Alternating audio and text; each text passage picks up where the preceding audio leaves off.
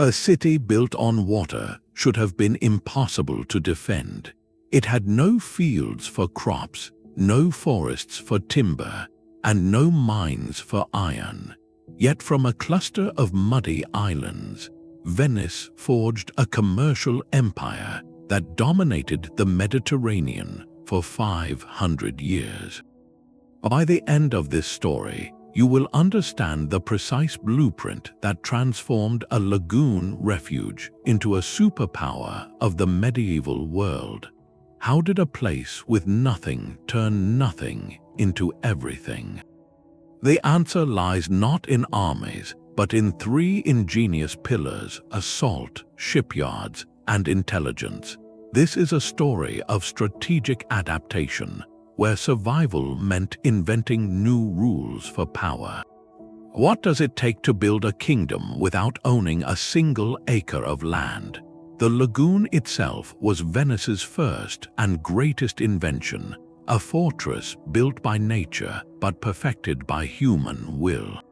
Picture a vast, shallow basin of water separated from the open Adriatic Sea by a thin strip of shifting sandbars.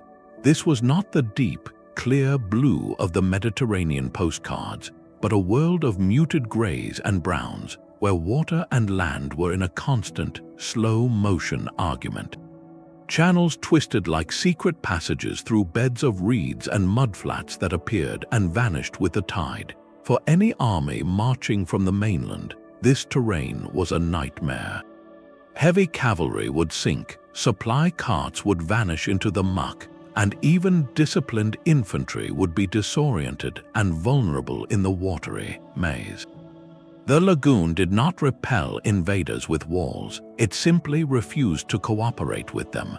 This impossible geography presented the early Venetians with a stark, non-negotiable truth. They could not be farmers, for the soil was salt and water. They could not be shepherds, for there was no pasture.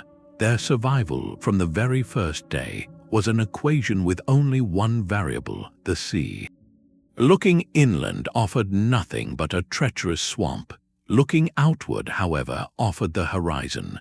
So from the moment they drove their first wooden pilings into the mud, their identity was forged. They were not Italians who happened to live near water. They were a people of the lagoon, and that meant becoming a people of the boat. Every child learned to read the tides like others read the sky, to navigate by the subtle differences in watercolor that marked a deep channel from a deadly shoal. Their world was measured in knots and fathoms, not acres and miles. This was not a choice, but a deep environmental imperative. The sea was not just a route to wealth, it was their only route to existence. And to master that route, they would need to build something the world had never seen before. Their first great fortune was not found in gold or spices, but in a simple, crystalline substance that grew from the sun and the wind. Salt, to us today, it is a cheap seasoning found on every table. But in the medieval world, salt was life itself. Before refrigeration, it was the only reliable way to preserve meat, fish, and vegetables through long winters and longer voyages. It was essential for making cheese and butter. In many ways, salt was the silent guardian of civilization, preventing scarcity and enabling communities to plan beyond the next harvest. To control salt was to hold a lever over the very survival of societies, and the Venetian lagoon was a perfect, natural salt factory. They created vast, shallow ponds called salt pans along the edges of their islands. They would let seawater flood these pans, then close the gates. The relentless Adriatic sun would do the rest, evaporating the water over days and weeks until a crust of pure, white salt crystallized on the surface. It was a slow, patient form of alchemy, turning sunlight and seawater into a commodity as valuable as silver. Venice did not just harvest this salt, they weaponized it through policy. Very early on, the Venetian state declared a complete monopoly on all salt production within the lagoon. Every ounce harvested had to be sold to the government at a fixed, low price. The state then stored this mountain of salt in enormous warehouses. the most famous being the Magazzini del Sale near the Rialto. With this stockpile, Venice became a master of supply and demand. They could now dictate terms. They forced all merchant ships leaving their port to carry a mandatory load of Venetian salt, creating a built-in market that spread their product across the Mediterranean. More cleverly, they began buying up all the salt produced by their competitors in places like Cyprus and Crete, simply to take it off the market. They would stockpile that too, creating artificial scarcity elsewhere. This meant that if you were a city in landlocked Lombardy or the Po Valley, and you needed salt to keep your food from spoiling, your primary supplier was now Venice. The markup was staggering. What the state bought for a pittance, it sold abroad for immense profit. This salt monopoly became the steady, relentless drip that filled the Venetian treasury. It was not a dramatic, one-time plunder, but a predictable, renewable river of capital. This capital did not buy palaces or finery, at least not at first. It bought something far more valuable: time and security. With a guaranteed income, Venice could think long-term. They could fund explorations, underwrite risky trading voyages, and build infrastructure without the desperate panic of a kingdom living harvest to harvest. The salt trade was the quiet, unglamorous foundation upon which every flashy adventure would later be built. It was the first proof that in Venice, wealth would not come from owning land, but from controlling the flow of things across it. That steady river of salt revenue created a powerful new possibility. Venice could now afford to look beyond the horizon of necessity and into the realm of ambition. The salt monopoly had been about controlling a single, essential commodity. The next step was to control the entire system of exchange itself. This meant transforming from a local producer into a global middleman, a pivot that would define their empire. Their first and most crucial opportunity lay to the east, with the aging but still fabulously wealthy Byzantine Empire. Constantinople was the greatest marketplace on earth, a glittering bottleneck for silks, spices, jewels, and luxuries flowing from Asia. Gaining favored access there was the ultimate prize, so the Venetians made a deal. When the Byzantine emperor needed naval help against Norman invaders from southern Italy, Venice provided its growing fleet. The payment was not in gold, but in something far more valuable: exclusive trading rights. A landmark charter in the year 1082 granted Venetian merchants the right to trade throughout the empire without paying any taxes whatsoever. This was an economic superpower in a single document. Imagine a modern company being told it could operate tax-free across an entire continent. Overnight, Venetian merchants could undercut every Greek, Genoese, and Arab competitor in the empire's ports. This was the masterstroke. They used Byzantine wealth to fund their own rise. But to manage this exploding trade, they needed more than just permission. They needed permanent, secure bases on foreign soil.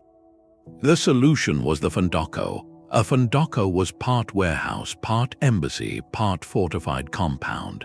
In cities like Alexandria, Acre, and Constantinople itself, the Venetian state would secure a district, surround it with walls, and build within it everything a merchant community needed: dormitories, offices, chapels, bathhouses, and enormous warehouses for goods. It operated under Venetian law, was governed by a Venetian official, and was patrolled by Venetian guards. For a merchant sailing thousands of miles from home, arriving at the fondocco was like stepping onto a tiny piece of Venice. It was safe, familiar, and efficient. These colonies were not about conquest or settlement. They were logistical nodes ensuring the smooth, secure, and profitable flow of goods. Yet sailing the medieval Mediterranean alone was a terrifying gamble. Pirates, storms, and rival states could swallow a single ship without a trace. Venice's brilliant institutional answer was the MUDA, the state-organized convoy. Twice a year, the government would announce the sailing dates for massive fleets to specific destinations, like Alexandria or Beirut. every merchant who wanted to go would have their ship inspected for seaworthiness, then sail together in a powerful, armed flotilla. The state provided warships for protection and appointed a commander for the entire fleet. This system turned vulnerable individual trips into a predictable, secure, and massively profitable public service. It meant smaller merchants could participate in trade they could never risk alone. It guaranteed that Venetian goods would arrive in bulk, dominating foreign markets. And it turned the sea lanes into scheduled highways, predictable and controlled. From salt pans to tax exemptions, from fortified fondacci to protected convoys, Venice was building something unprecedented, a machine for commerce. Every piece was designed to reduce risk, increase profit, and project state power without ever drawing a sword on land. But to keep this machine running, they would need to build its most critical component at an impossible scale and at impossible speed. This machine for commerce, however, had one critical vulnerability. It all relied on ships. A single lost convoy, a delayed fleet, or a rival's superior navy could shatter the entire system in a season. To secure its lifelines, Venice needed to master not just the art of sailing, but the science of building. The solution was not merely a shipyard, but an industrial vision centuries ahead of its time, the Venetian arsenal. Located on the city's eastern edge, this was not just a workplace, it was a fortress of creation, a sprawling complex surrounded by high walls and guarded canals. To outsiders, it was a mystery, a forbidden city within the city where the Republic's most vital secrets were forged. Inside those walls worked a community of thousands, the arsenalotti, a privileged class of shipwrights, caulkers, rope makers, and blacksmiths. They were the beating heart of Venetian power, paid well by the state, housed nearby, and fiercely loyal. Theirs was not a seasonal job, but a permanent, industrialized profession. What they achieved there was a revolution in production. Imagine a long, covered canal like a flooded street. At one end, workers would lay the keel and ribs of a new galley, the skeletal frame of the ship. Then teams would use ropes and pulleys to drag that skeleton to the next station, where other specialists would plank the hull. Dragged further, it would receive its mast, its rigging, its oars, and its armaments, each step adding another complete layer. By the time it reached the far end of the canal, it was a fully equipped warship, ready to be rowed out the gates and into the lagoon. This continuous, linear workflow was an assembly line long before the term existed. It allowed for specialization, incredible speed, and staggering scale. The arsenal's peak achievement, recorded by a visiting diplomat, was the launch of a complete, battle-ready galley in the time it took him to eat a formal lunch. This was the ultimate expression of Venetian logic. Naval power was no longer a matter of slow, artisanal craft or the fortune of finding good timber. It was a reproducible, state-controlled industrial product. The arsenal meant Venice could replace lost fleets faster than its enemies could build their first ship. It turned maritime dominance from a possibility into a predictable, mechanical output. This capacity to build at will gave Venetian diplomats an unspoken weapon in every negotiation. But to know when to build and where to send these formidable ships, the Republic needed a final, intangible asset. It needed to see the future. The arsenal's true genius was not just in building ships quickly, but in building them identically. This was a revolution in standardization, a concept we take for granted today but which was radical in the medieval world. The state dictated a single, optimized design for the primary workhorse of the fleet, the light war galley. Every timber, every rope, every oar lock and sail fitting was made to precise, uniform specifications. Think of it like a medieval version of interchangeable parts. If a galley was damaged in a storm or a skirmish, it could be repaired at any Venetian outpost from Crete to Cyprus using prefabricated components shipped from the arsenal warehouses. A broken oar was not a unique tragedy requiring a master craftsman. It was a simple swap with an identical spare. This logistical foresight turned their fleet from a collection of individual vessels into a single, repairable organism spread across the sea. The advantage was overwhelming. A rival fleet suffering similar damage would be sidelined for months, waiting for local artisans to carve custom repairs. A Venetian fleet could be battle-ready again in days. This consistency also meant that any sailor or oarsman could step onto any galley in the fleet and know exactly where everything was, how it worked, and how to use it. Training and coordination became exponentially easier. The state leveraged this standardized power through an innovative public-private partnership. The arsenal built and owned the sleek, fast galleys, but it did not man them with a permanent navy in the modern sense. Instead, it auctioned off the command of these state-owned ships to the highest-bidding private merchant. The winning bidder, usually a wealthy noble or merchant family, would then outfit the galley with trade goods, hire the crew and oarsmen, and profit from the cargo it carried. In return, the commander agreed to follow the state's designated convoy route, place his ship under the fleet captain's orders for defense, and transform his trading vessel into a disciplined warship at a moment's notice. This system brilliantly aligned private profit with public power. It filled the convoys with well-armed vessels without draining the treasury to pay for them all. It made the defense of the trade routes a direct financial interest for the Republic's wealthiest citizens, and it meant that in a crisis, Venice could instantly mobilize a massive, coordinated fleet, each ship built the same way, commanded by someone with a personal fortune at stake in its survival. The galley was not just a ship, it was a perfect expression of Venetian logic, a standardized, state-owned tool powered by private ambition, creating a maritime dominance that was both flexible and formidable. To know where to point this formidable machine, however, required a different kind of capital, one gathered not in warehouses but in whispers. That formidable fleet of standardized galleys, however, would be useless without the human discipline to wield it. While rivals often saw a navy as a temporary expense, a tool to be assembled only in times of open war, Venice made a profound investment in permanence. They created the Armata, a standing professional navy, and in doing so, they built the most reliable weapon in the medieval Mediterranean. Consider the typical naval force of the era. A kingdom like Genoa or a sultanate might raise a fleet by conscripting merchant vessels, hiring private captains for a single campaign, or calling upon feudal lords to provide ships as part of their service. The result was a patchwork force. Ships varied wildly in design and quality. Crews were often inexperienced and motivated only by short-term plunder, and commanders owed their primary loyalty to their own city or patron, not to a unified strategy.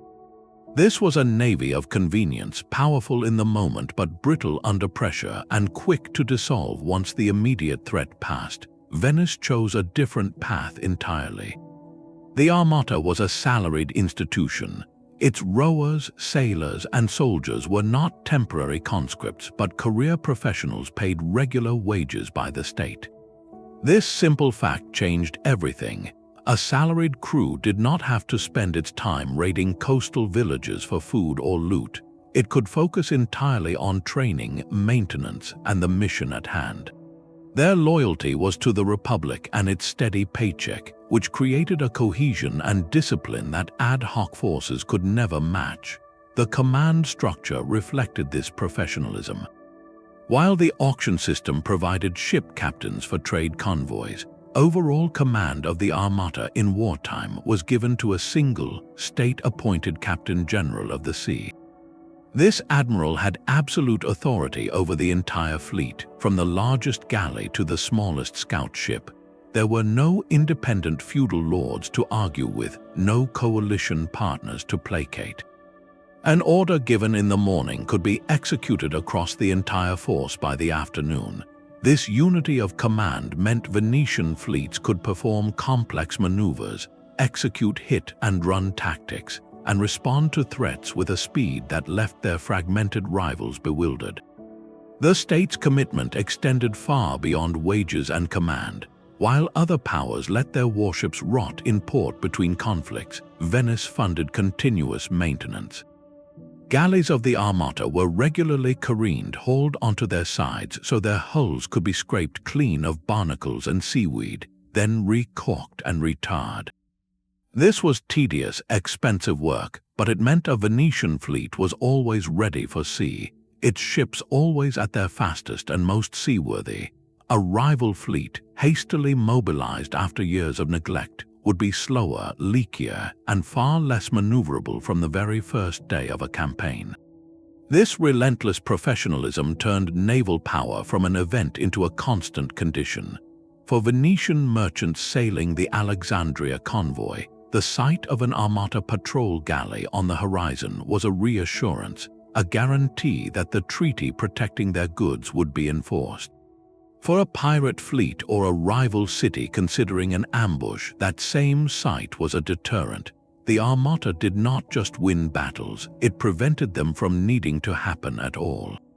It was the steel fist inside the velvet glove of Venetian diplomacy, the unspoken guarantee that made their commercial treaties worth the parchment they were written on. This combination of industrial production and human discipline created a maritime dominance that seemed almost effortless. Yet to sustain this empire of salt and ships, Venice needed one final, invisible ingredient, a currency more valuable than gold and more precise than any map. The true currency of this maritime empire was not gold or silver, but information. While the arsenal built ships and the Armata commanded the seas, Venice perfected a quieter, more subtle art, the systematic collection of intelligence. This was not the occasional spy story of rival states, but a formal, state-funded institution woven into the very fabric of their commercial machine. In a world where news traveled at the speed of a sailing ship, Venice built a network to see over the horizon. At the heart of this system were the Republic's ambassadors. Unlike the ceremonial envoys of other kingdoms, a Venetian ambassador was a chief intelligence officer. Appointed by the Senate, he was given immense funds not just for lavish display to uphold the Republic's prestige, but to maintain a network of informants. His primary duty beyond diplomacy was to write detailed, weekly reports back to Venice. These dispatches, carried by fast courier galleys, contained everything from the health of a foreign king and the gossip of the court to troop movements, crop yields, and market prices for pepper in Alexandria. He was the Senate's eyes and ears in a foreign capital. Supporting this official channel was the vast, unofficial network of Venetian merchants. Every ship captain, every factor living in a Fondocco warehouse, every trader haggling in a bazaar was a potential source. They noticed which ports were busy, which trade routes felt unsafe, which local officials could be bribed, and which rival cities were preparing new fleets. This commercial intelligence was funneled back through the consuls, the state-appointed managers of the overseas Fondacci, who compiled reports on everything from piracy to political unrest. But the most secretive layer were the simple spies, men paid directly from the ambassador's secret funds to listen at keyholes, bribe clerks, and infiltrate rival councils. Their names rarely appear in the official record, only as expenses listed as payments for special services. This three-tiered system, ambassadorial, commercial, and clandestine, created a continuous, rushing river of data flowing into the heart of Venice, to the halls of the Doge's palace and the secretive Council of Ten. The Senate did not make decisions in the dark. They debated with fresh reports from Constantinople on the table, knowing the mood in Cairo, the timber shortages in Genoa, and the harvest prospects in Sicily. This allowed them to anticipate events, not just react to them. They could raise the price of salt if they knew a famine was looming inland. They could reroute a Muda convoy weeks before pirates gathered in a certain strait. They could deploy the Armata not to where a war was, but to where their intelligence suggested a war was about to begin. In one famous instance, Venetian agents in the east learned of a secret treaty between their rivals, Genoa and the Byzantine Empire, aimed at crushing Venetian trade. The information arrived in Venice months before any hostile move was made. The Senate had time to quietly reinforce their fleets, secure their alliances, and prepare their defenses, turning what was meant to be a devastating surprise into a manageable conflict. This intelligence apparatus was the empire's nervous system. It transformed uncertainty into calculated risk. It meant Venetian gold was spent not on guesses, but on investments. The merchant on the Rialto Bridge betting his fortune on a cargo of silk was not gambling blindly. He was acting on the best information in the medieval world. In the end, Venice's greatest invention may have been this: a state that understood knowledge was the ultimate form of capital, and that the most powerful ship was the one that carried a secret. This river of secrets flowing into Venice created its own unique problem. How do you protect a message that, if intercepted, could start a war or collapse a market? The answer was born in a quiet, heavily guarded office within the Doge's palace, where the Republic's most sensitive thoughts were translated into an unreadable language. The Council of Ten, the secretive committee overseeing state security, employed a small cadre of trusted secretaries who were not just clerks but master cryptographers. Their job was to invent, maintain, and break codes, turning state communication into a high-stakes game of intellectual warfare. They developed ciphers of remarkable complexity for the time, moving far beyond simple letter substitution. One common method was the nomenclator cipher, a hybrid system that combined a codebook with a cipher alphabet. The codebook would contain hundreds of sensitive words and names like Armata, Doge, Constantinople, gold shipment, each assigned a random number or symbol. The rest of the message would then be enciphered letter by letter using a shifting alphabet that changed with each word. To crack such a message, an enemy would need both the codebook and the specific key to the cipher alphabet, a feat considered nearly impossible. This was not just about secrecy, it was about creating deniability and trust. An ambassador receiving instructions in this cipher knew with certainty they came from the Council of Ten, unaltered by any intermediary. The system's true power, however, lay in its offensive use. The same secretaries who crafted Venice's codes dedicated equal energy to breaking the codes of others. They collected intercepted letters from rivals like Genoa, the Ottoman Empire, or the Pope, and set to work looking for patterns, repeated symbols, common openings, the telltale frequencies of certain letters in a language. A broken code was a window into an enemy's council chamber. It could reveal a planned embargo, a hidden alliance, or the route of a rival treasure fleet. In one pivotal instance, deciphering the correspondence of a foreign power allowed Venice to uncover a plot to sabotage their salt monopoly by flooding the market with cheap product from a new source. Forewarned, their agents were able to secure exclusive contracts with that very source first, turning a potential disaster into another controlled stream of revenue. In this way, cryptography moved far beyond a technical tool. It became a foundational pillar of statecraft. In a world where a single leaked secret could mean financial ruin or a surprise naval attack, information security was synonymous with national survival. The quiet work of the cipher secretary, transforming clear text into elegant riddles and riddles back into clear insight, was as vital to the empire's endurance as any cannon on a galley's deck. This relentless focus on controlling the narrative of trade, of diplomacy, of threat, reveals the ultimate Venetian truth.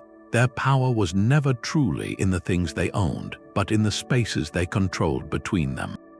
Yet all these advantages, the intelligence, the ships, the salt, depended on one final, fragile element: trust.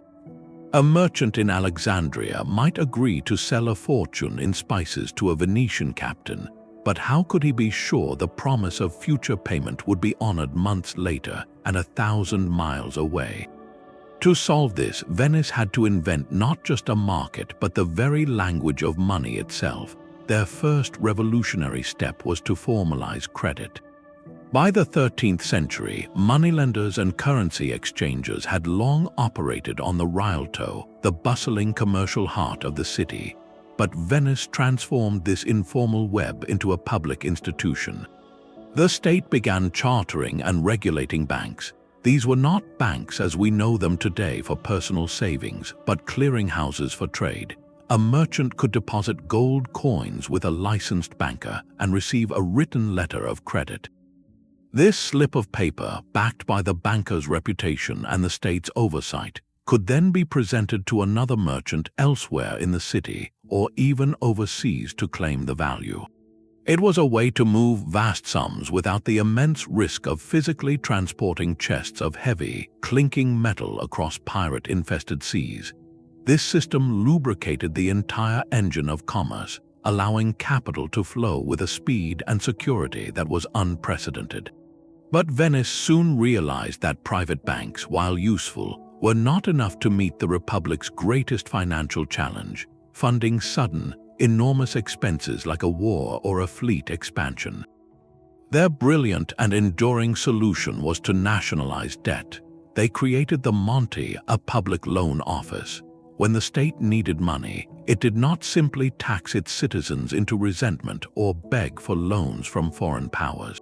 Instead, it issued bonds. Any citizen, from the wealthiest noble to a modest shopkeeper, could voluntarily lend money to the Republic. In return, they received a certificate entitling them to a steady, reliable stream of interest payments paid from specific tax revenues. This was a masterstroke. It turned the state's financial need into a public investment opportunity. Citizens were no longer just subjects, they were stakeholders in the Republic's success. Their personal fortune became tied to the health of the state, creating a powerful alignment of interests and a deep, resilient pool of capital that enemies could not freeze or seize. The final piece of this financial architecture was the creation of a universal symbol of trust, the gold ducat. First minted in 1284, this coin was a statement of absolute reliability.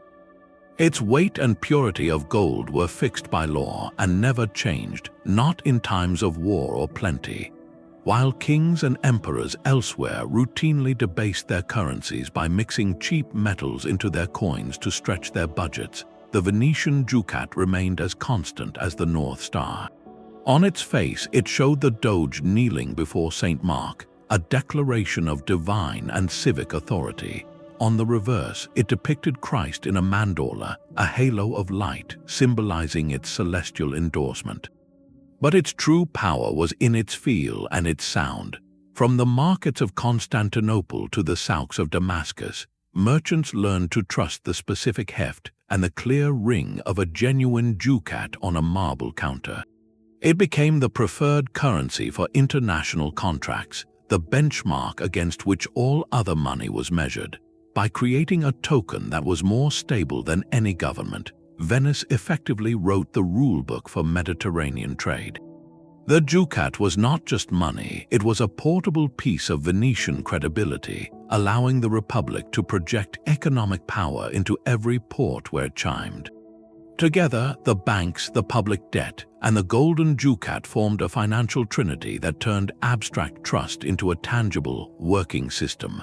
It meant a Venetian promise was the closest thing the medieval world had to a sure bet.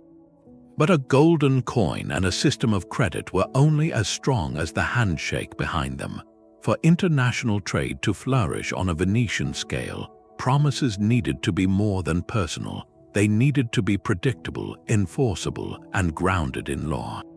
Venice understood that to be the world's marketplace, it first had to become the world's courtroom.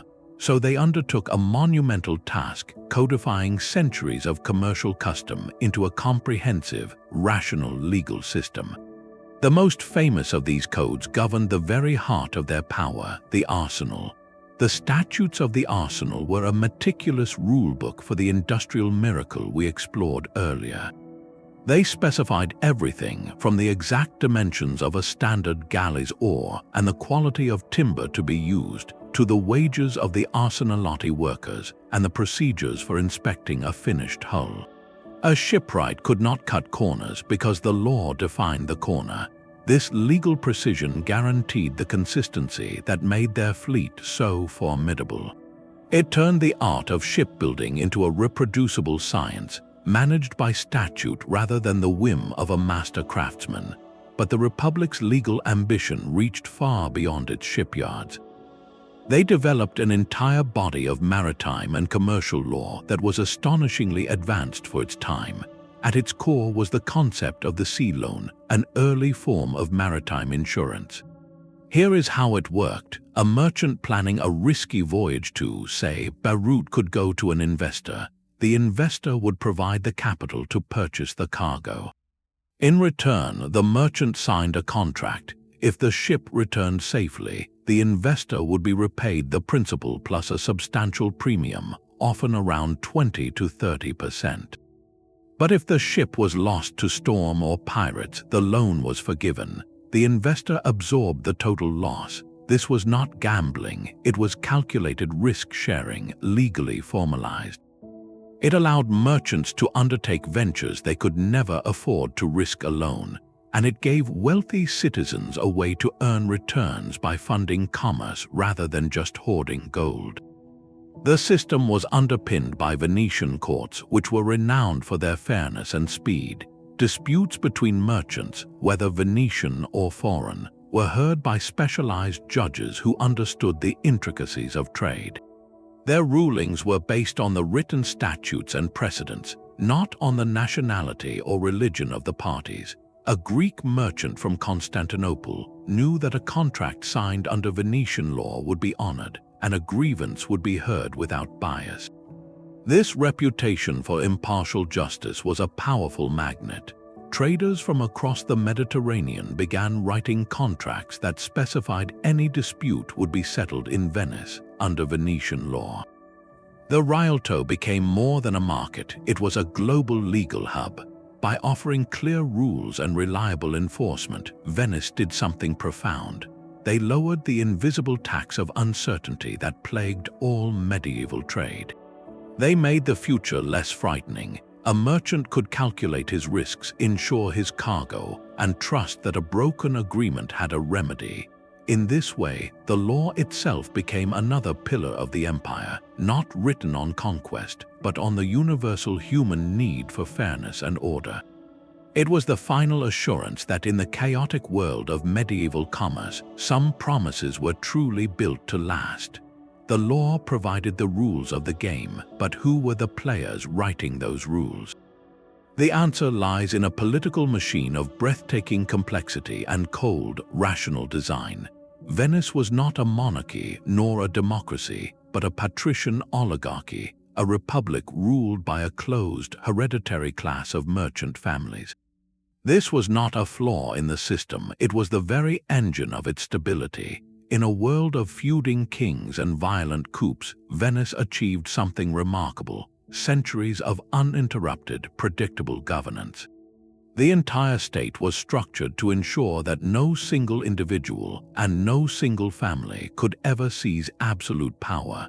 At the base of this pyramid was the Great Council. Membership was by birthright alone, restricted to the sons of families inscribed in the Golden Book, the official registry of the nobility. This body, which at its height numbered over 2,000 men, held the ultimate sovereign power. Its most crucial function was an annual lottery to fill hundreds of government posts, from ambassadors and fleet commanders to tax collectors and judges. By random chance, not by election or purchase, power was distributed widely and constantly rotated. This prevented the rise of permanent factions and gave a vast number of families a direct personal stake in the health of the Republic. Above the Great Council sat the Senate, a smaller body of about 300 experienced elders. These were the strategists. They handled foreign policy, declared war and peace, and directed the commercial regulations that guided the convoys and the salt monopoly.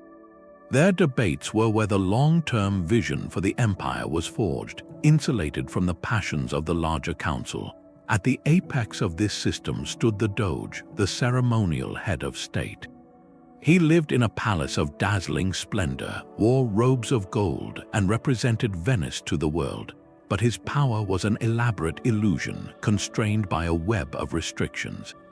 He could not open official mail alone, he could not leave the city without permission, and his sons were forbidden from holding high office during his lifetime to prevent the creation of a dynasty. He was a symbol, not a sovereign. The true guardian of the state, however, was the most feared institution, the Council of Ten. Created in the 14th century to investigate a failed coup, this committee evolved into a permanent secret police and Supreme Court. Composed of 10 members elected from the Great Council, plus the Doge and his 6 closest advisors, it met in secret behind locked doors. Its mandate was the security of the state. It could investigate any citizen for any reason, using anonymous accusations dropped into lion's head mouth boxes scattered around the city. It tried cases of treason, corruption, and espionage, and its judgments were swift and final. The 10 were the ever-watchful sentinels, ensuring that the pursuit of private profit never overtook the survival of the Republic. This intricate architecture of councils, checks, and balances served one supreme purpose: policy continuity. A king in France or a sultan in Cairo might reverse the trade policies of his predecessor on a whim. In Venice, major decisions required slow, deliberate consensus across multiple bodies. This meant that a commercial treaty with Egypt or a naval investment program, once agreed upon, would likely continue for decades, regardless of which individuals rotated through office. Merchants and bankers could make investments with a 30-year horizon because they trusted the state itself would not radically change course next season. The oligarchy, for all its exclusivity, created a rock-solid platform upon which the empire of salt and ships could be built. It turned governance from a personal gamble into a systemic certainty. That intricate political machine, designed for stability at home, was about to face its greatest external test, a moment where Venetian pragmatism would rewrite the map of the world. In the year 1200, a delegation of French knights arrived in Venice with an extraordinary request. They were leaders of the Fourth Crusade, sworn to liberate Jerusalem from Muslim control, and they needed transport. They required ships for an army of over 30,000 men and their horses, a fleet of unprecedented size to carry them across the Mediterranean to Egypt, their planned point of attack. For Venice, this was not a holy call to arms. It was the largest single shipping contract in history. Doge Enrico Dandolo, a man in his 90s and nearly blind, but possessing a mind of unmatched sharpness, agreed to the terms. The Republic would suspend all commercial activity for a year and a half, dedicating the entire output of the arsenal to building and crewing a vast armada. The price was astronomical, 85,000 silver marks, a sum equal to twice the annual income of the kingdoms of England or France at the time. The Crusaders agreed, promising to pay from the spoils of their future conquests. It was a colossal gamble on credit, a bet placed on the success of a holy war. By the summer of 1202, the fleet was ready. The Crusader army, however, was not. Far fewer knights had arrived than promised, and they could only scrape together 51,000 marks, a fraction of the fee. They were stranded on the Venetian island of Lido, unable to pay and unable to sail. Doge Dandolo now faced a disaster. Venice had bankrupted itself to fulfill this contract, and its creditors were penniless.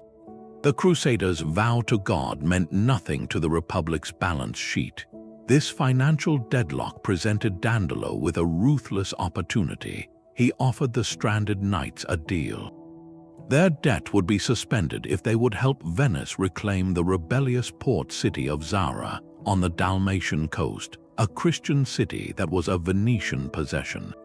The Crusaders, desperate and cornered, agreed. The Pope in Rome was furious, excommunicating the entire expedition for attacking a Christian city, but the deed was done. Venice had its port back, and more importantly, it had established a dangerous precedent. The Crusade could be redirected by its financier. Then, a second, far more tempting opportunity appeared. A young Byzantine prince, Alexios Angelos, arrived at the camp. He was a claimant to the throne in Constantinople, which was held by his usurper uncle. He promised the Crusaders and the Venetians everything. If they would sail to Constantinople and install him as emperor, he would pay them 200,000 silver marks, supply the crusade for a year, and place the entire military force of the Byzantine Empire at their service for the conquest of Jerusalem. For the cash-strapped Crusaders, it was a lifeline. For Venice, it was the ultimate strategic prize. Constantinople was their greatest trading partner, but also their greatest commercial rival within the Byzantine Empire. A friendly, indebted emperor on that throne would transform Venetian power in the east. The fleet turned toward the Queen of Cities. What followed was not a simple regime change. The initial plan went awry. Prince Alexios was installed, but he could not raise the extravagant sums he had promised. Resentment boiled between the citizens of Constantinople and the Western army camped outside its walls. Tensions erupted into violence, and in April of 1204, the unthinkable happened. The Crusaders and Venetians stormed and brutally sacked the greatest city in Christendom. For 3 days, ancient statues were melted down, holy relics were looted, and libraries burned. The Byzantine Empire was shattered, replaced by a patchwork of Latin states. Venice did not seek land for land's sake. As the fleet's provider, they claimed their share of the plunder not in gold, but in territory. They took 3/8 of the city itself, including the strategic harbor, and key ports and islands that controlled the sea lanes, Crete, Euboea, the Peloponnese, and outposts across the Aegean. This was not an empire of conquest, but an empire of choke points. Every island fortress, every sheltered bay they now controlled became a fortified gas station and warehouse for their merchant galleys, securing the route from Venice to the Black Sea and the Levant. The Fourth Crusade never reached Jerusalem. It was a catastrophic failure of its sacred purpose, but for the Republic of Venice, it was the ultimate, cold-blooded triumph of realpolitik. They had turned a bad debt into a geopolitical revolution, leveraging a shipping contract to dismantle their primary rival and seize the logistical network that would dominate Eastern trade for centuries. It was a stark lesson in where true power resided, not in the hands of the knights with the swords, but in the hands of those who owned the ships. The sack of Constantinople left Venice with a new kind of possession, a scattered constellation of islands and ports now woven into a formal system called the Stato da Mare, the state of the sea. This was not an empire in the traditional sense of a continuous landmass with borders and provinces. It was an empire of points on a map, a logistical network made physical.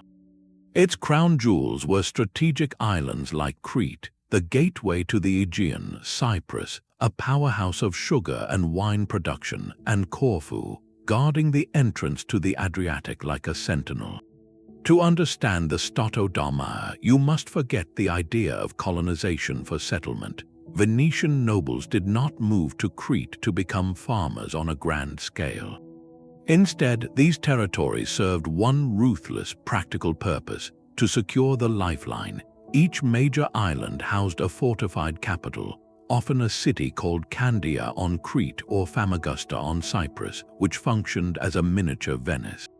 Within its walls, you would find a familiar layout: a governor's palace representing the distant Doge, a central piazza for commerce, a church dedicated to Saint Mark, and massive, vaulted warehouses.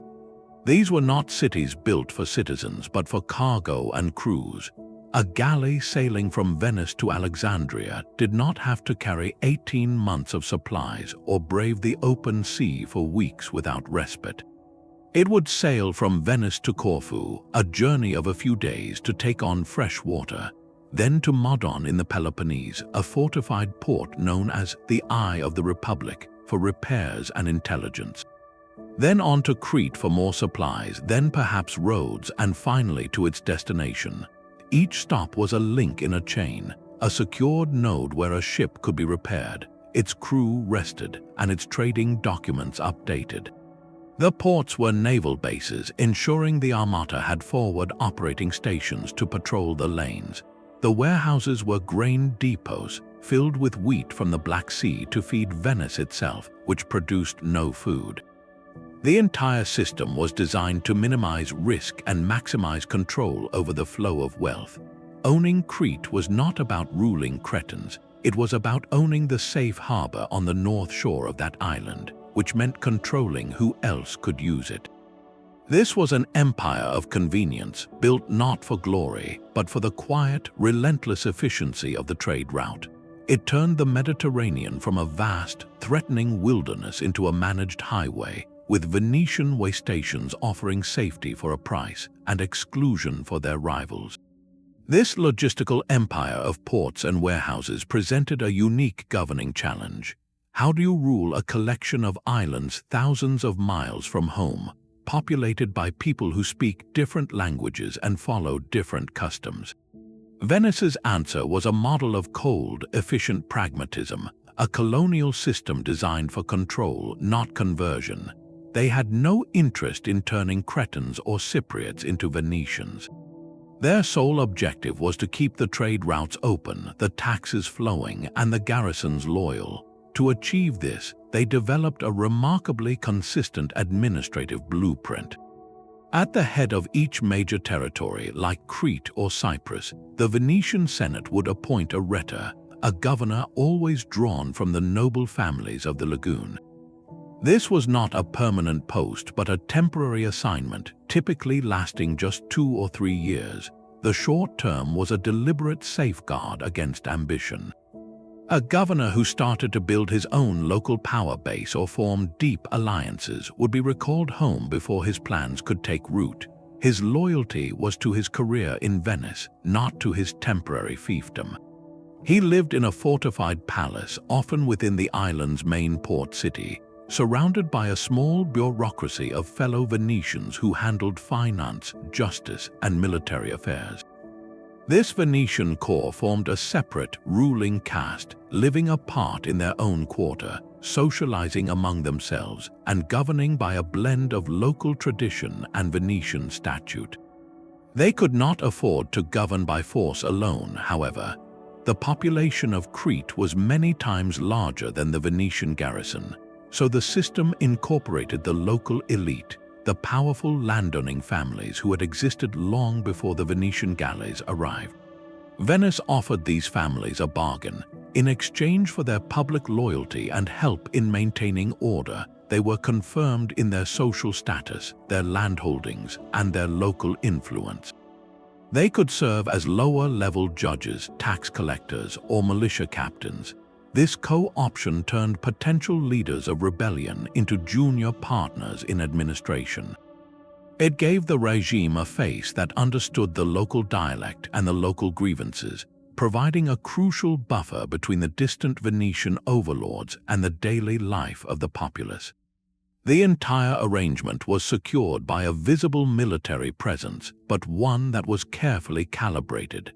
A permanent garrison of Venetian troops, often mercenaries, was stationed in the key fortresses.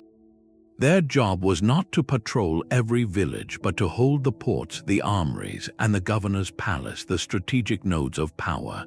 The message was clear: the system was not up for debate. This stands in stark contrast to the feudal empires of the land. A king conquering a neighboring region would often seek to assimilate it, imposing his language, his laws, and his religion, weaving the new territory into the cultural fabric of his realm. Venice did the opposite. They were content to let Greek remain the language of Cyprus and let Orthodox Christianity continue alongside the Catholic rites in the governor's chapel. They cared about output, not identity. What mattered was that the sugar plantations of Cyprus produced their quota, that the taxes on wine exports from Crete were collected, and that the harbor of Modon was always open for Venetian ships. The colonial model was a machine for economic extraction and military stability. It asked for obedience and taxes, not for hearts and minds. This calculated distance allowed the Stato to function for centuries with remarkable little day-to-day oversight from the Lagoon. It was a holding pattern of power, efficient, resilient, and fundamentally transactional, ensuring that the wealth of the East kept sailing west on schedule. For every system Venice built, there was a mirror image rising on the opposite coast of Italy.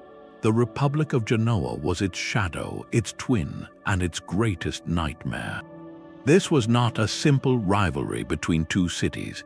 It was a century-long war for the soul of Mediterranean trade, a conflict fought not over ideology or faith, but over percentages.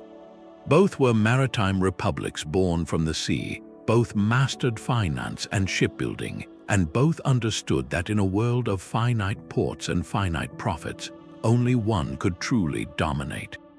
Their struggle would become a grinding, exhausting contest of wills, a test of which system, which blend of ambition and organization, was truly superior. Genoa was formidable. Its sailors were legendary for their daring. Its bankers were deeply entwined with the courts of Europe, and its galley designs were every bit as fast and deadly as those from the arsenal. The Genoese fought with a ferocious, almost piratical individualism.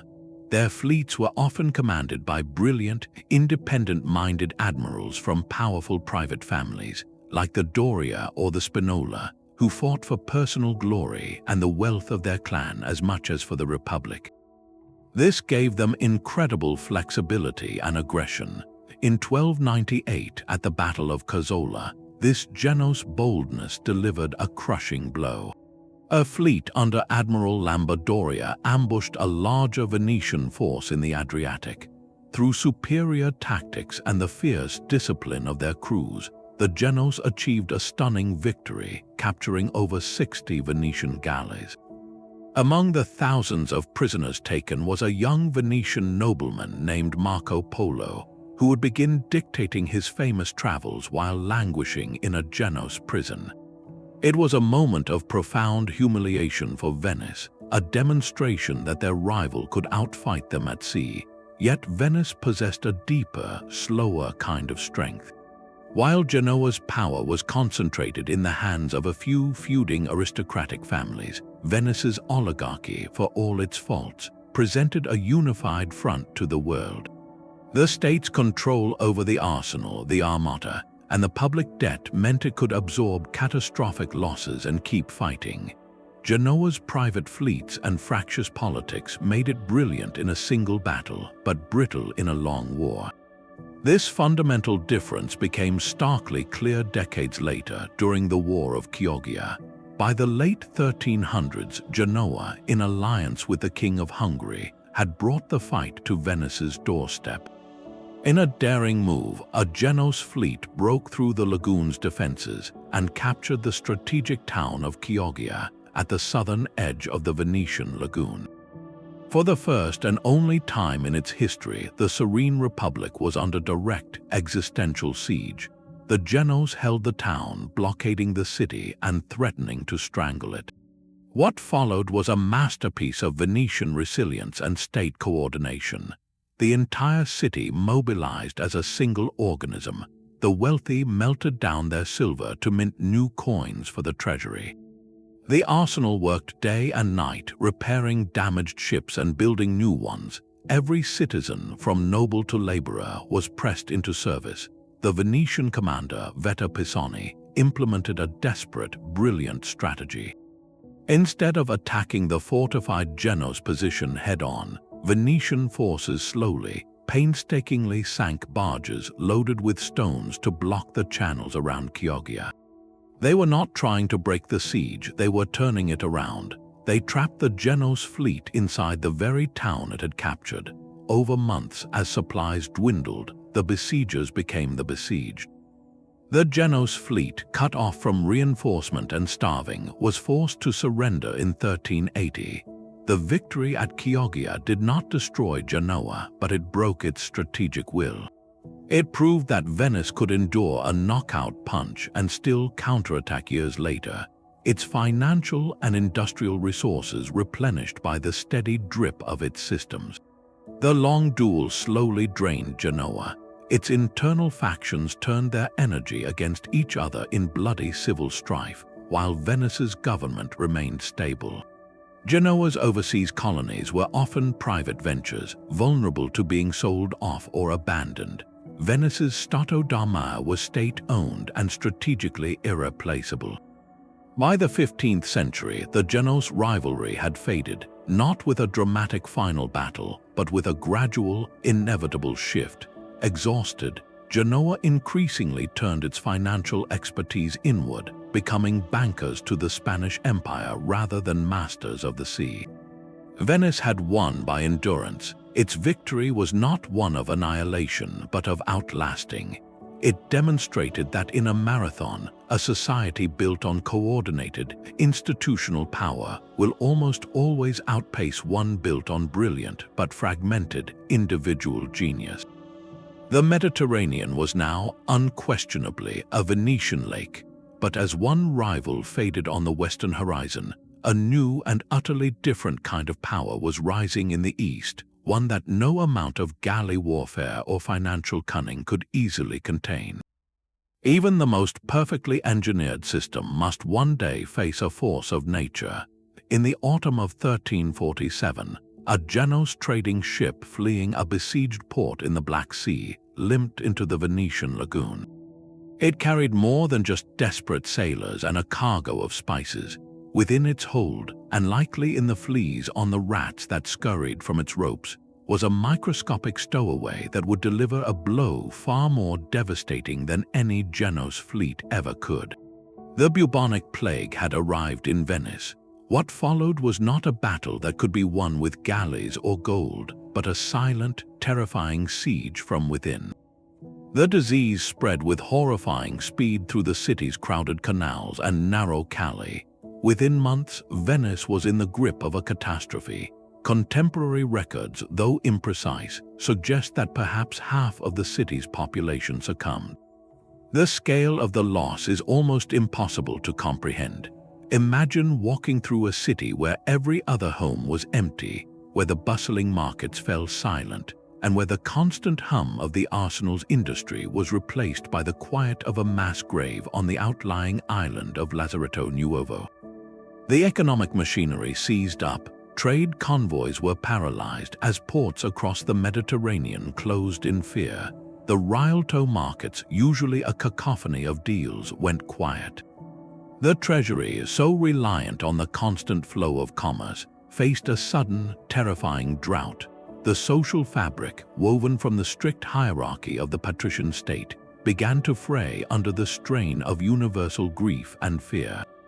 Yet, it is in this moment of profound crisis that the true strength of the Venetian system revealed itself. The institutions built for commerce and control now became instruments of survival and recovery. The government, though terrified, did not collapse. The Great Council continued to meet, issuing decrees. They implemented some of the world's first organized public health measures, however rudimentary by modern standards. They established the 40-day isolation period from which we get the word quarantine for incoming ships and their crews on outlying islands. They appointed health magistrates to oversee sanitation and the burial of the deceased. These were desperate, pragmatic steps born of observation, a systematic attempt to manage the unmanageable. More importantly, the very structure of the state provided continuity. While individual leaders fell ill, the system of rotating councils and distributed authority meant there was always a group of men able to govern. The crisis did not hinge on the survival of a single king or dynasty. The deep capital reserves from centuries of the salt monopoly and public debt, the Monte, provided a financial buffer. There was still gold in the treasury to pay the Arsenalotti workers when trade was dead, to subsidize essential food imports and to fund the slow, painful restart of commerce once the plague's fury began to wane. And restart it did with a speed that astonished the rest of Europe. Why? Because the network, the Stato d'Armor, was still there. The fortified ports in Crete and Cyprus still stood waiting. The Fondaci in Alexandria and Beirut, though quiet, remained Venetian property. The legal framework for contracts and sea loans was still on the books. The plague had killed people, but it had not destroyed the infrastructure of empire. As the worst passed, the surviving Venetian merchants, perhaps driven by a newfound urgency, began to reconnect the dots. A galley could sail from the arsenal, stop at Modon for supplies as it always had, and find a market in the east eager for goods after years of isolation. The machine, though rusted, was fundamentally intact. The recovery was not a return to the old world, but an adaptation. The massive population loss led to labor shortages, which eventually pushed wages higher for skilled workers like the shipwrights, subtly shifting the social landscape. The immense collective trauma left its mark on art and architecture, a somber shadow behind the later glory of the Renaissance. But the core Venetian formula, state-coordinated commerce, naval power, and financial resilience, had been stress-tested to its absolute limit and had held. The plague proved that Venice was more than just a collection of clever people. It was a durable, self-repairing system. It could lose half its citizens and, within a generation, be once again the dominant force in Mediterranean trade, not because it was lucky, but because its foundations were engineered for endurance. The true rival was never Genoa, but chaos itself, and for a time, Venice had found a way to build order even from the deepest despair. That resilience was built on more than sturdy ships and deep treasuries. It was built on knowing the way. In the age before satellites or even reliable compasses, the sea was a trackless desert of terrifying mystery. Storms could rise from a clear sky, hidden shoals could rip open a hull in moments, and a single day of overcast weather could leave a captain utterly lost, with only the depth of the water and the color of the mud on the lead line to guess his distance from death. For other nations, navigation was an art, a blend of inherited superstition and hard-won personal experience that often died with the old sailor who possessed it. Venice could not afford such fragility. For the Republic, navigation had to become a science, a reproducible system of knowledge as vital to the state as the arsenal's timber stores. They turned the secretive craft of the pilot into a public asset, and in doing so created another form of hoarded capital, information about the world itself. The foundation of this system was the Portolano, not a map as we think of it, but a detailed book of sailing instructions. Imagine a meticulous, handwritten log that did not bother with pictures of sea monsters or the edges of the world. Its pages were pure, practical data. A typical entry for sailing from Venice to Crete would read like a recipe. Sail from the Lido on a southeast wind for 2 days until you sight the mountain of Corfu. Keep the island to your starboard side at a distance of 5 miles. Then turn to a heading that brings the North Star just above the tip of the mast. After 3 days and nights, the water will change from deep blue to a greenish hue, and you will feel the swell lessen. Sound the lead, and if you bring up a gray sand with white shells, you are 20 miles north of Cape Malias. Steer now due east. These were not guesses, they were verified, repeatable facts. They recorded everything: the bearing between headlands, the depth of key harbors at different tides, the location of freshwater springs on barren coasts, even the prevailing currents and seasonal winds. A captain with a good Portolano did not need to see land to know roughly where he was. He could navigate by the feel of the sea beneath his ship and the evidence brought up on the tallowed end of his sounding lead. This knowledge was far too valuable to leave scattered in private hands. The Venetian state took an active role in its collection and standardization. Experienced captains returning from voyages were debriefed by officials. Their observations on new sandbars, shifted channels, or pirate activity were compiled and added to the master copies held in government offices. This created a living, constantly updated database of the Mediterranean. The men who held this knowledge in their heads, the master pilots, were state-trained assets. Young nobles destined for maritime command, and even selected commoners with a knack for the sea, underwent rigorous apprenticeships. They learned to read the night sky, to calculate speed by throwing a floating log off the bow, to interpret the subtle signs of approaching weather in the cloud formations and the behavior of seabirds. Their final exam was often a blindfolded test where they had to identify their location in the lagoon by scent, sound, and the feel of the currents alone. This produced a class of navigator whose skill was unmatched, men who could guide a fleet through fog or a moonless night with chilling accuracy. The tools of their trade were simple but masterfully employed. The magnetic compass, while known, was still prone to error. Venetian navigators relied on it, but they trusted it only in combination with the ancient astrolabe for latitude and, most importantly, the Portolano chart. These charts were beautiful, functional objects drawn on stretched sheepskin.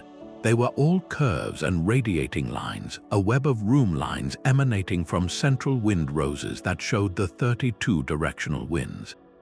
A navigator would lay a straight edge from his known port to his destination along one of these lines, then simply follow that compass bearing, adjusting for currents noted in his book.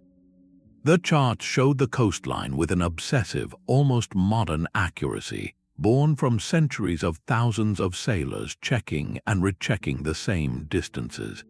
What they deliberately left blank was just as telling. The interiors of continents were often empty or filled with decorative images of kings and castles.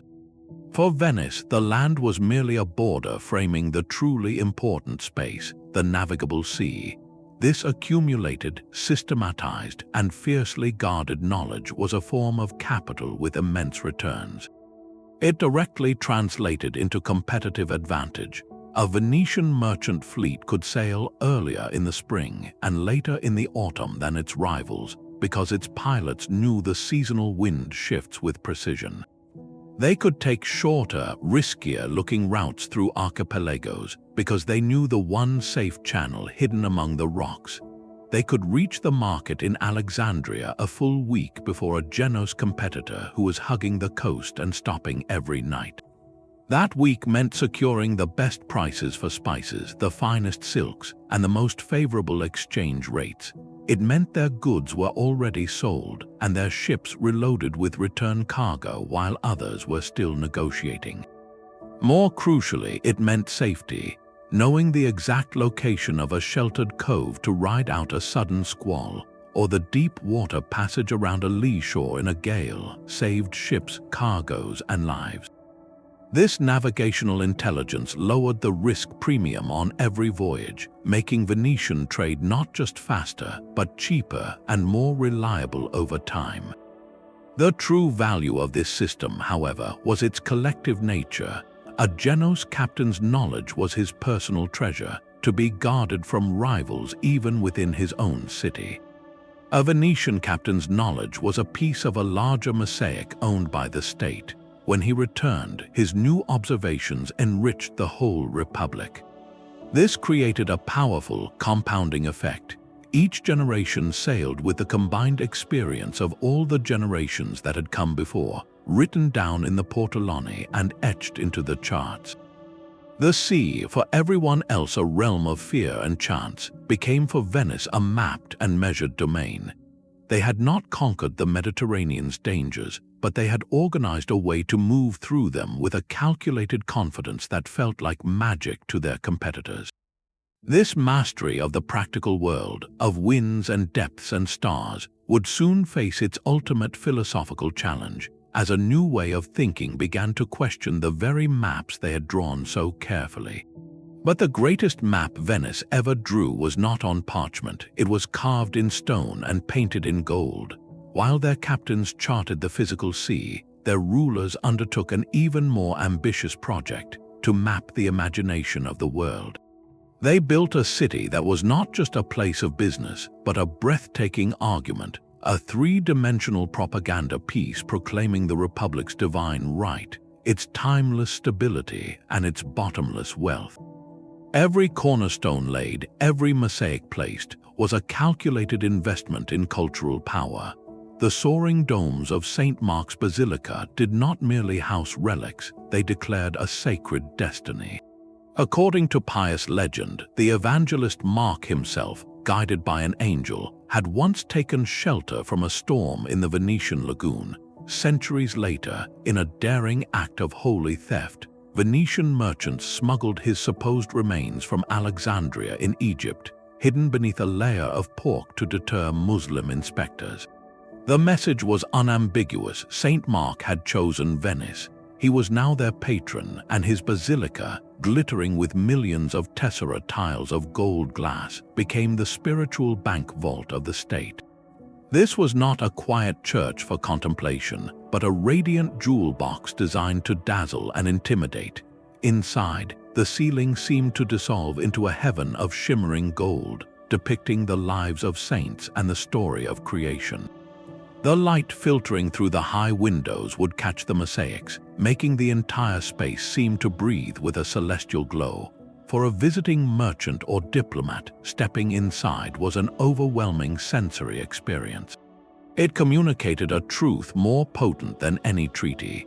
A city that could command such beauty, that could literally bring the light of heaven down to earth, was favored by God and was therefore eternal. The architecture itself told a story of borrowed and consolidated glory. The basilica's design was fundamentally Byzantine, echoing the great Hagia Sophia in Constantinople, a city Venice would later help conquer. Its horseshoe arches and 5 great domes were a permanent stone declaration of their deep ties to the Eastern Empire and its vast markets. The famous 4 bronze horses perched above the central doorway were war trophies from that very sack of Constantinople, a constant public reminder of their military prowess and their role in shaping history. Every element was a layered symbol speaking to different audiences. To the Venetian citizen, it was a source of immense civic pride, the proof they were a chosen people. To the foreign visitor, it was an awe-inspiring display of resources and divine sanction that made the Republic's promises seem as solid as the marble underfoot. Just a few steps away stood the other half of this symbolic dialogue, the Doge's palace. If St. Mark's was the house of God, the palace was the house of the state, and its design deliberately blurred the line between the two. Its lower colonnade of heavy, pointed arches spoke of strength and fortress-like security, the weight of law and order. But above this sturdy base, the entire upper facade was transformed into a vision of weightless lace, a screen of delicate pink and white marble carved into intricate geometric patterns. The architectural message was a masterpiece of political rhetoric. It said that Venetian governance was both formidable and enlightened, both powerful and graceful. It rested on a solid foundation of justice, yet it achieved a celestial perfection in its administration. Inside, the narrative continued in paint. The walls of the Grand Council chamber were covered by a monumental canvas by Tintoretto Paradiso, the largest oil painting in the world at the time. It depicted a swirling hierarchy of saints and angels culminating in the figure of Christ, but at the very bottom, receiving the blessings of heaven, were portraits of the Venetian Doge and his counselors. The theological implication was audacious. The Venetian government was not just ruling the city, it was the earthly extension of the celestial order. To sit in that council was to participate in a divinely ordained mission. This cultural campaign was funded directly by the mercantile machine. The gold for the mosaics came from trade with the East. The marble columns were spoils or purchases from foreign lands. The artists from the Bellini family to Titian were paid from the public treasury, which was filled by the salt monopoly and port taxes. Art was not a separate luxury, It was a line item in the state budget, as essential as maintaining the fleet. A beautiful city attracted wealthy visitors, impressed trading partners, and reassured lenders of the Republic's stability. It made Venice a must-see destination on the Grand Tour centuries before the term was coined, ensuring a constant flow of foreign currency and influence. This soft power had a very hard purpose. For the oligarchs ruling from the Doge's palace, this magnificent backdrop served a crucial internal function. It legitimized their authority.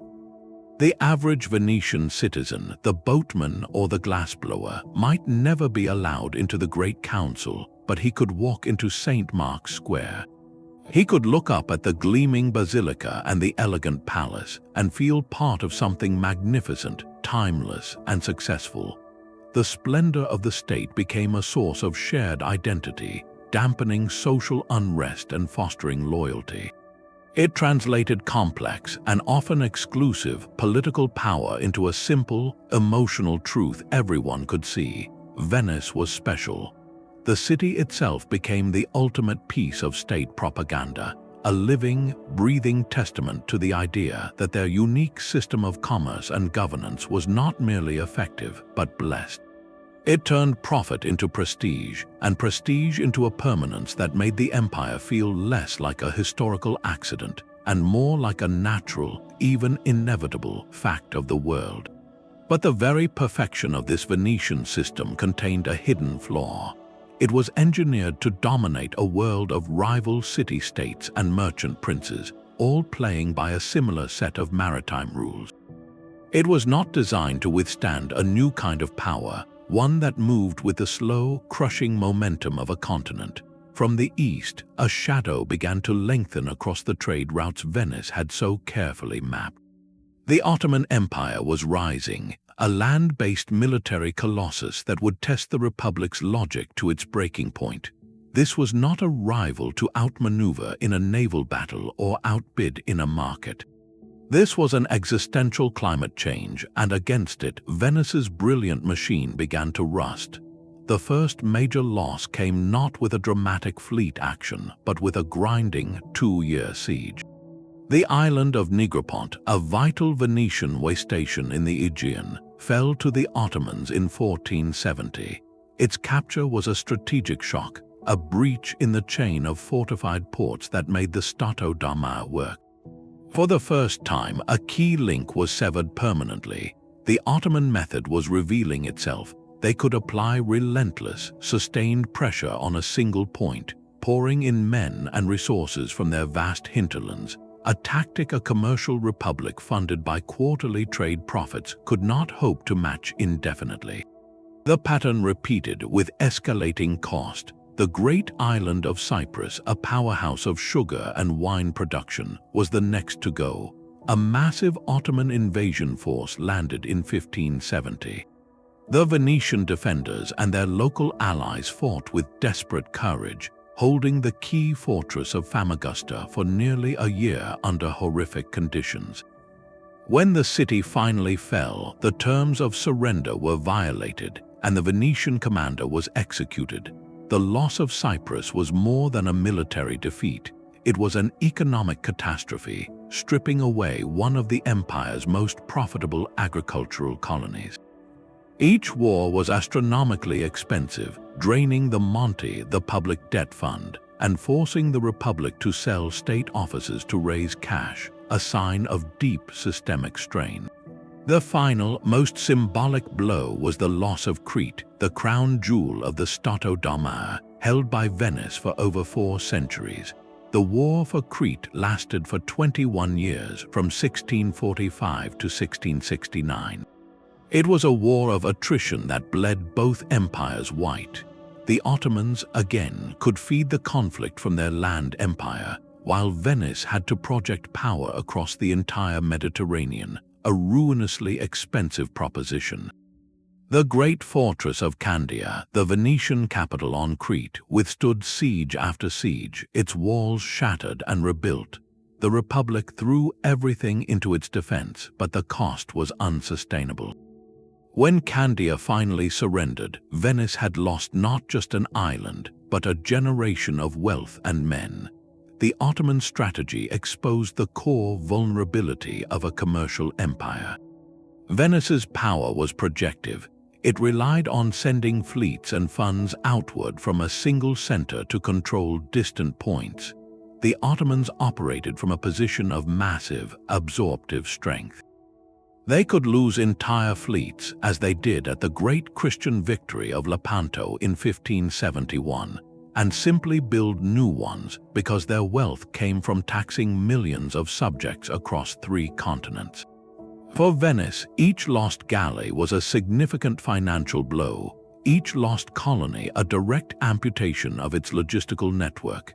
The sea, once their fortress, became a costly moat they had to cross to defend their possessions, while the Ottomans advanced overland next door. The wars were not just about territory, but about redirecting the flow of trade itself. As the Ottomans captured the hinterlands of the Levant and the Balkans, they gained control over the ancient overland spice routes and the sources of many goods Venice traded. They could now levy heavier tariffs on Venetian merchants or grant better terms to rivals like the French or English. Slowly, the profit margins that fueled the entire Venetian machine began to thin.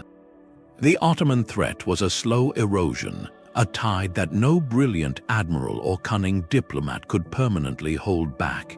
It demonstrated that in a clash between a commercial network and a territorial empire, the network, for all its efficiency, could be strangled one node at a time. The Mediterranean was no longer a Venetian lake, but a contested frontier, and the cost of defending it was quietly bankrupting the idea of empire itself. A new kind of wind was blowing, one that carried the scent of distant oceans far beyond the familiar shores of the Mediterranean. While Venice was locked in its exhausting struggle with the Ottomans, a revolution in navigation was taking place on the Atlantic coast of Europe. In 1498, a Portuguese fleet under Vasco da Gama achieved the unthinkable. They sailed around the southern tip of Africa, the Cape of Good Hope, and crossed the Indian Ocean, dropping anchor on the coast of India. They had found a sea route to the source of the spices. This was not a military defeat for Venice, but something far more dangerous. It was a systemic bypass, a rerouting of history itself that threatened to make their entire magnificent machine obsolete. For centuries, Venice's power was built on being the indispensable middleman. Pepper, cloves, nutmeg, and cinnamon traveled from the Moluccas and India through a complex web of Arab and Persian traders, across the Indian Ocean to ports like Alexandria or Beirut in the eastern Mediterranean. There, Venetian merchants in their fortified fondacci would buy these precious goods, load them onto their state-protected galleys, and transport them across the Mediterranean to the markets of Europe, marking up the price at every step. The entire Venetian system, the arsenal, the armata, the Stato d'Armor, was engineered to control and profit from this single, convoluted pipeline. The Portuguese carack now cut that pipeline at its source. Imagine a great river of wealth flowing for thousands of years along a set course. Venice had built magnificent dams and toll bridges along its final stretches. Then, one day, engineers from a different continent arrived at the river's headwaters and dug an entirely new channel, diverting the flow directly to their own ports, leaving the Venetian bridges high and dry over a trickle. That is what the sea route represented. A ship sailing from Lisbon to Calcutta and back could, in a single 2-year voyage, bring a cargo of spices directly to Western Europe without a single Venetian middleman, without paying a single tariff in a Mamluk or Ottoman port, and without ever entering the Mediterranean Sea. The markups that had filled the Venetian treasury for generations simply evaporated. At first, the Venetian Senate dismissed the news as a fantasy or a temporary nuisance. The Portuguese route was long, dangerous, and their initial cargoes were small, but the logic was relentless. With each successful voyage, Portuguese knowledge improved, their maps grew more accurate and their commercial contacts in India deepened. They established fortified trading posts called factories along the African coast and in Goa, creating their own version of a maritime network, but one that operated on a global, oceanic scale that made the Mediterranean seem like a pond. The challenge was existential because it attacked the core of Venetian identity, their role as the connector. Their intelligence network, the best in the Mediterranean, was blind to developments on the Atlantic. Their galleys, designed for the relatively calm, island-studded inland sea, were useless in the roaring swells of the southern Atlantic. Their entire political and financial system was calibrated for the rhythms of the Muda convoys and the seasonal winds of the Levant, not for year-long voyages around unknown continents. The Portuguese breakthrough rendered Venice's greatest strengths, its geographical position and its political relationships in the eastern Mediterranean, suddenly irrelevant. A pepper grain no longer needed to ask permission from a Venetian consul. It could simply sail around everyone. The initial economic impact was a slow bleed, not a sudden collapse. Spices still flowed through Venice, but now they faced direct competition. Prices in Lisbon began to undercut those on the Rialto. European monarchs and bankers, always looking for better deals, started to redirect their capital to finance Portuguese ventures instead of Venetian trade fairs. The very predictability of the Venetian system, once its greatest asset, now made it slow to adapt. You could not retool the arsenal overnight to build deep-drafted, ocean-going carracks. You could not redeploy the armata to patrol a coast in Africa you did not own. The Stato d'Omar, that brilliant chain of island fortresses, now guarded a highway that fewer and fewer caravans of wealth were traveling. This was a crisis no Doge or Council of 10 could solve with a clever treaty or a secret assassination. It was a change in the fundamental geography of global power. The center of the commercial world was shifting from the enclosed sea where Venice was queen to the open ocean where she was not even a player. The age of discovery did not conquer Venice with armies. It simply offered the world a detour, and in doing so, began to write the first lines of the Republic's long, quiet epilogue. Yet the most insidious threat to Venice was not the Ottoman cannons or the Portuguese carracks, but a quiet, internal change of heart. The very patrician class that had built the empire, the merchant families whose names filled the Golden Book, began to turn away from the sea that had made them. Over generations, a subtle but profound shift occurred. The oligarchy, once a dynamic engine of commercial daring, began to calcify into a closed aristocracy, more concerned with preserving its status than with pursuing new ventures. The hunger for risk, the willingness to bet a fortune on a single cargo from Beirut or Alexandria, slowly faded. The sea was no longer seen as a highway to limitless opportunity, but as a dangerous, unpredictable frontier. Instead, the Venetian elite found a new, safer object for their wealth: the solid, unchanging earth of the Italian mainland, the terra firma. They began buying vast agricultural estates in the regions of Veneto and Lombardy, becoming landlords rather than ship owners. An estate producing wheat, wine, and olives offered a predictable annual return. It was a dignified investment for a nobleman, far removed from the grubby haggling of the Rialto markets. This retreat to the land represented a fundamental betrayal of the city's founding logic.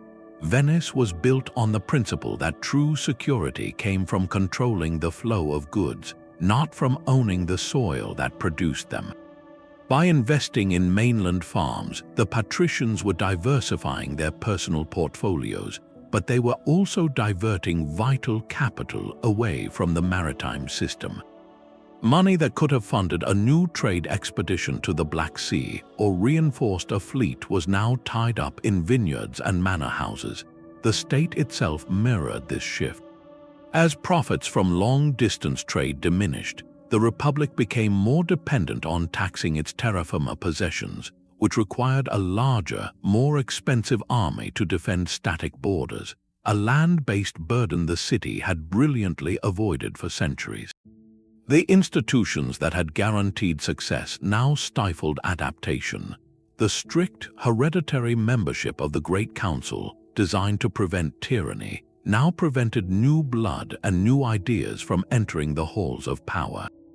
The sons of these families were educated in classical literature and courtly manners, not in navigation and double-entry bookkeeping. The meticulous system of rotating offices, which had prevented corruption, also discouraged long-term, visionary leadership. No Doge or senator serving a 2-year term would champion a radical, expensive pivot toward ocean-going exploration, a project that might take a decade to show profit and would benefit his successor. It was safer and more politically prudent to manage the decline of the existing system than to gamble on reinventing it. The Venetian state, once an agile corporation of merchant adventurers, became a conservative bureaucracy, more adept at administering its past glories than at inventing its future.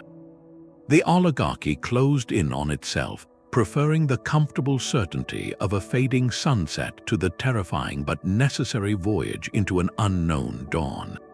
So what held this improbable empire together for half a millennium? It was the seamless interaction of 3 pillars, each reinforcing the others in a self-sustaining loop. The humble salt pan provided the steady, renewable capital. That capital funded the industrial miracle of the arsenal, which produced the standardized galleys. Those galleys, crewed by the professional armada, secured the trade routes that generated more wealth and, just as crucially, a constant flow of intelligence. That intelligence, the secret dispatches, the merchant gossip, the deciphered codes allowed the Senate to make decisions with foresight, directing the fleet, adjusting the salt price, and outmaneuvering rivals, which in turn protected the capital and the shipyards. It was a closed circuit of power. Salt bought ships, ships secured information, and information guided the use of both salt and ships. This was not a kingdom built on charismatic leaders or momentary luck, but on a robust institutional design that turned commerce into a predictable science and the sea into a governed domain. The system was so resilient it could survive the loss of half its population to plague and still rebuild, because the blueprint itself remained intact in the statutes, the charts, and the collective memory of the state. Venice's dominance was the triumph of system over individual, of process over personality. Yet all systems exist within a larger world. The very perfection of the Venetian machine became its limitation. It was exquisitely calibrated for a specific environment, the medieval Mediterranean, a world of city-states and seasonal trade winds. When that environment changed, when continental empires like the Ottomans applied relentless pressure and Atlantic explorers rewrote the map of global trade, Venice could not easily reconfigure its masterpiece. The institutions that provided such stability resisted radical transformation. The empire did not collapse in a dramatic explosion, but gradually receded like a tide going out, as the center of gravity for world commerce shifted irrevocably westward. What remains, however, is the legacy. Venice endures as a breathtaking monument to a radical idea. That power can be woven from networks rather than territory, from information rather than brute force, and from the patient accumulation of commercial trust rather than the fleeting glory of conquest. It stands as a testament to the profound impact of institutional innovation, a reminder that the most durable foundations are often built not on rock, but on a clear vision, meticulously executed, turning the chaos of the sea into an engine of enduring wealth.